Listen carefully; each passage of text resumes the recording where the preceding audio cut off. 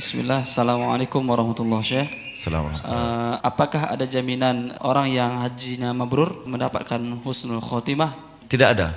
Tidak ada jaminan atau hadis atau ayat berkata orang yang sudah melakukan haji yang mabrur akan dapat husnul khatimah. Karena boleh jadi dia akan murtad setelah itu. Betul? Tapi haji yang mabrur akan menghapus dosa yang sebelumnya. Tapi masih ada masa depan. Apa yang dia akan lakukan? Ini tergantung setiap orang. Allah alam. Tapi ada dalil yang mengatakan tidak ada balasan selain surga untuk haji yang mabrur. Itu bagaimana, Syekh? Ya, haji mabrur tidak ada balasan baginya kecuali surga, kecuali tidak ada halanan setelah itu. Kalau tidak ada halanan, langsung dia masuk surga. Contoh, ada banyak ayat, banyak nas dari Quran atau dari sunnah. Barang siapa yang melakukan hal itu akan masuk surga. Barang siapa yang mengucapkan la ilaha illallah akan masuk surga. Betul? Ini janjian dari Allah Azza wa Jalla. Janji ini semuanya benar. Tetapi kecuali tidak ada halanan yang lain. Halanan yang lain seperti apa? Orang sudah memenuhi iman, sudah rukun iman semuanya. Tetapi dia sudah berzina atau mencuri atau berkhianat dan tidak bertaubat dan Allah tidak menghapus dosa ini, maka ada halanan menjauhkan dia dari surga beberapa waktu. Boleh jadi dia masuk neraka. Untuk apa? Allah menghapus dosanya ini, kemudian sudah menjadi baik, tidak ada dosa sama sekali,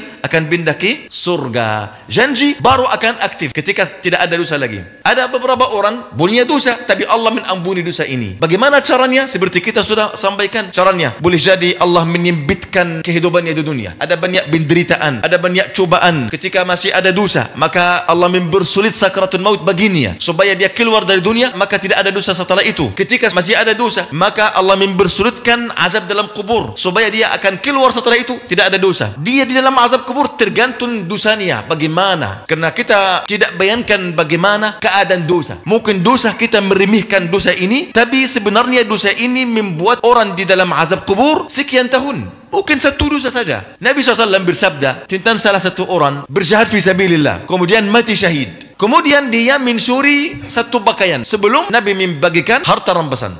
Bayangkan, mati syahid, kemudian berperang bersama Nabi SAW. Kemudian dia hanya mencuri satu pakaian sebelum Nabi membagikan ini. Mencuri, ambil tanpa Nabi mengizinkan. Artinya cara apa? Mencuri. Apa yang terjadi? Nabi SAW bersabda, sungguhnya pakaian yang dia malingkan menjadikan kuburnya api neraka. Nabi melihat kuburnya penuh api neraka. Ada halanan yang menjadi janjian Allah bagi seorang yang mati syahid, dosanya akan gugur. Faham? Ada halanan apa? Dia menzalimi para muslimin, menambil sesuatu yang tanpa ada izin dari Allah atau Rasulnya. Faham?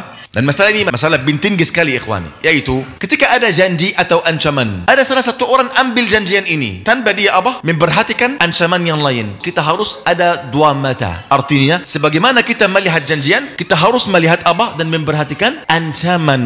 Tidak boleh kita membesarkan sesuatu dari yang lain. Tidak boleh. Sebagaimana ada ancaman, ada janjian. Ketika ada ancaman, orang melakukan dosa. Setelah dosa itu ada ancaman. Tetapi mungkin ada satu kebaikan menghalangi apa? Menghalangi azab akan turun atas orang itu. Kenapa? Ada halanan, ada satu kebaikan besar karenanya Allah menghapus dosa ini. Karena itu ada kata Nabi SAW atau kata para ulama, boleh jadi satu kebaikan memasukkan orang dalam neraka, boleh jadi satu keburukan memasukkan orang dalam surga. Keburukan ke surga? Ya. Kenapa? Karena ketika dia melakukan keburukan ini, dia bertaubat, maka ada banyak kebaikan. Kebaikan yang banyak ini menghapuskan apa? Dosa ini. Lalu dia masuk surga. Dan salah satu orang melakukan kebaikan, tapi dia tertipu terhadap kebaikannya. Selalu dia sibut-sibut kebaikannya. Dia berbangga-bangga kebaikannya. Akhirnya Allah menggugurkan semua amalannya, masuk neraka. Karena itu, janganlah tertipu kebaikan atau janganlah engkau meremehkan keburukan.